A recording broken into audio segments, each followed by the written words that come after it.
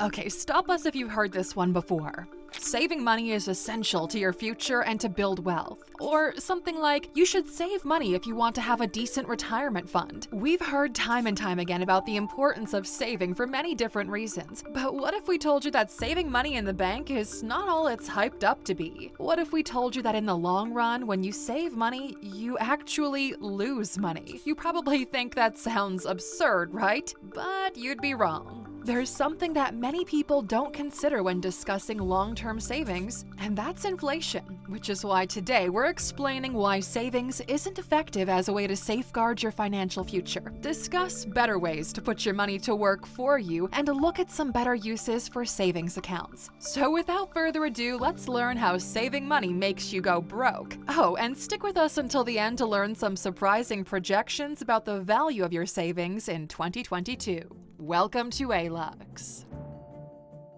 The problem with savings accounts. Saving money in a bank as a long-term project, be it for retirement or just as a way to have money working on its own, is a fundamentally flawed idea. The reason for that can be summarized in one simple word: inflation. But to better understand the impact of inflation, we first need to take a bit of time to go over how savings accounts work. So, savings accounts are actually pretty straightforward. You go to a bank and ask to open an account. They might ask you to leave a minimum deposit, and that's it. You've got your savings account. The money on your savings account isn't static, though. It actually grows slowly over time thanks to interest paid by the bank. This interest is calculated over specific periods of time. For example, if you have $10,000 on a savings account with an interest rate of 1% that's calculated yearly, you'll get an extra $100 to the account after the year. In most cases, the interest is compounded. That means you not only earn money based on your deposits, but also on the money generated by the interest rate. Continuing the previous example, after the second year, you would earn 1% of your new balance. That means you get an extra $101 instead of just $100. And so, the more money you have, the more you get in interest, and it continues to be compounded. The term used to reflect that growth over time is called annual percentage yield, or APY, and that's what tells you how much money your savings will generate over time. As a side note, if you ever wondered why banks give you money for saving, it's because they use your money to lend it to other customers. So the interest generated by your savings is basically the interest they get from things like loans or credit cards. Now, you might be thinking, what's the problem with this? If I leave money in the bank, they give me more money and I don't have to do anything. Well, in a perfect world, that would be enough. But we don't live in a perfect world now, do we? Enter inflation. So inflation refers to the rate at which a currency declines in power over time. This is usually reflected as an increase of the price level of basic goods and services. So this rate is represented as a percentage. Okay, if that definition is too convoluted, let's make it even simpler. The more inflation there is, the less your money is worth, because things are now more expensive. Let's try a simple example. According to the film industry financial website The Numbers, the average price of a movie ticket in 2002 was $5.81. 20 years ago. 10 years ago, in 2012, it was $7.96. And today, in 2022, it's about $9.16, depending on where you live. So between 2002 and 2012, the price of a movie ticket went up about 3.7% per year. And between 2012 and today, it went up about another 1.5%. That's inflation. As things get more expensive, your money has less value. $10 was worth more 10 years ago than it's worth today. But things go up in price, and inflation is pretty normal. The problem is, not everything accounts for it, including savings accounts. You see where we're going with this now? If the interest generated by money in a savings account isn't higher than the rate of inflation for that year, well, that money will be worth less than it was when it was deposited. And now you might be thinking, okay, I just need to find a savings account with an APY that beats the average rate of inflation. And well, good luck with that, my friend. You see, interest rates in bank accounts are not particularly high. According to the Federal Deposit Insurance Corporation, or FDIC, the national average APY for a normal savings account is just 0.07%. Even so-called high-yield savings accounts have an APY between 0.40 and 0.60%. And what was the inflation rate for 2021?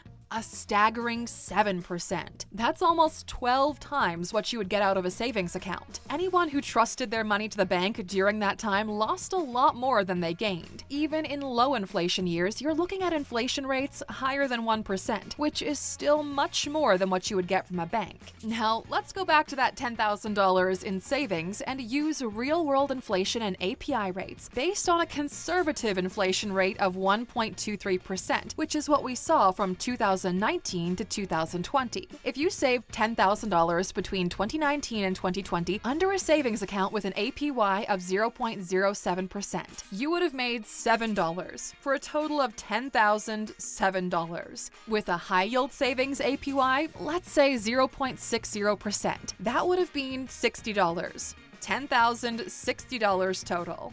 But here comes inflation at 1.23%. Those $10,007, they're actually worth $9,984. So you actually lost $116. On the higher end, that $10,060 now worth about $9,936.30. So you lost $64 there. And this is the problem with long-term savings and inflation. You're not making money, you're losing it. Saving through investments. If the name of the game is having a long-term gain and beating inflation, then what you need to do is invest, not put your money in a savings account. Almost everyone understands what an investment is, and yet very few people really get the concept of how buying something that increases in value over time is an effective way to both save and make money. When people say you need to make your money make money, this is what they mean. You need to invest in things that will gain in value with time. Now, what exactly those things are can differ a lot, and what works best for you as far as investment option goes will depend on how much you understand finances and the different markets out there. Maybe you're in a perfect position to get into real estate, or maybe buying stocks works better for you, as the value of the stocks grow in relation to the value of the company they represent. It could even be investing in crypto, though that carries a little more risk. Even buying collectibles or luxury items like a limited edition comic book or a luxury watch can be an investment option. It might sound dumb, but history shows us that these things can gain significant value over time. It's all about looking at the market. So here are some of the best and relatively safest long-term investment options you can consider. Certificates of deposit. Certificates of deposit, or CDs, are issued by banks and offer a much better interest rate than traditional savings accounts. You can get certificates for 1 to 2 years. The main drawback is they lock up your money for that time, but the longer you lock it up, the better the interest rates you'll get. S&P 500 Index Funds. If long-term investing is what you're aiming for, invest in index funds like the S&P 500. Because they are index funds, they offer you immediate diversification. The S&P 500 allows you to invest in the top 500 American companies like Amazon or Berkshire Hathaway. Dividend stock funds. Investing in stocks is always risky, as you can never fully predict how the market will go. However, you can reduce that risk by looking for stocks that pay dividends. That's a percentage of the profit made by the company. If you can find a company with a healthy profile, this can be an excellent way to go. And finally, renting real estate. If you have the time and patience to manage a property, then buying and renting out real estate can be an excellent way to generate money long term. The prices of rent are adjusted for inflation, so you know you won't have that issue looming over you. But you also have to consider you might occasionally have to deal with pricey repairs and finding good tenants, of course. Short-term versus long-term savings. Now we'd like to clarify that saving money in a bank account isn't necessarily a bad thing. It definitely beats having money hidden under a mattress or digging a hole in the ground and putting it there. Unless, of course, you're trying to become a modern pirate. Just don't mark the spot with an X, okay? The thing about savings is they're not really effective when it comes to long-term projects. As we've seen by now, inflation will diminish the value of your savings more and more in the long run, even in high APY accounts. So the longer that your money sits in a bank account, the more you're losing. But that doesn't mean that saving money like that doesn't have its uses. Saving money is an excellent idea for short to medium-term projects, or just to have something to fall back on in case of an emergency. One drawback of long-term investment options is they're not great when you need your money right away. Either your money is then locked up long-term, or there's not a lot of flexibility in the way that you can use it. So here are the best 2 uses for a savings account. Number 1. Saving for a big expense. Sometimes you want to make a big purchase, like a new car or home, or you want to make some expensive repairs around the house. Maybe even take a vacation or pay off debt. This is called a sinking fund. A savings account is good for these kinds of projects because your money won't be at risk. You can keep track of it easily, and making deposits is simple. You can easily budget around the number of deposits you make and the fixed amount in the bank. You know what you want to do with this money, and you probably have a good idea of when you want to do it. And number 2, an emergency fund.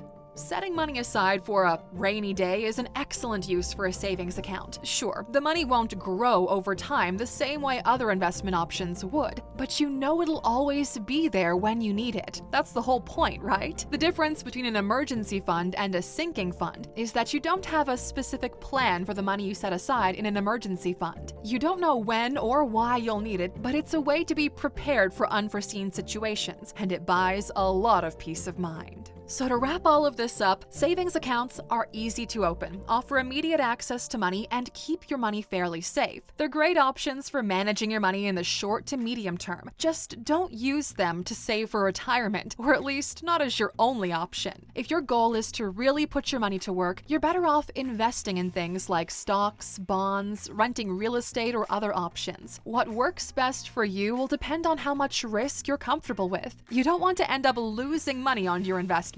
Just make sure you do your homework and understand how each option works. And for sticking with us until the end, of course, we've got a bonus for you. According to a report from the International Monetary Fund, or IMF, interest rates in the US are expected to be about 3.4% by the end of 2022 and around 2% for 2023. So $10,000 will now be worth $340 less by the end of the year and go down another $200 by 2023. So in 2 years, your $10,000 would effectively be worth $9,460. Even in a savings account with an APY of 0.6%, that's still $9,718 by the end of 2022 and $9,574 by the end of 2023. So, Aluxer, you might be better off investing that money.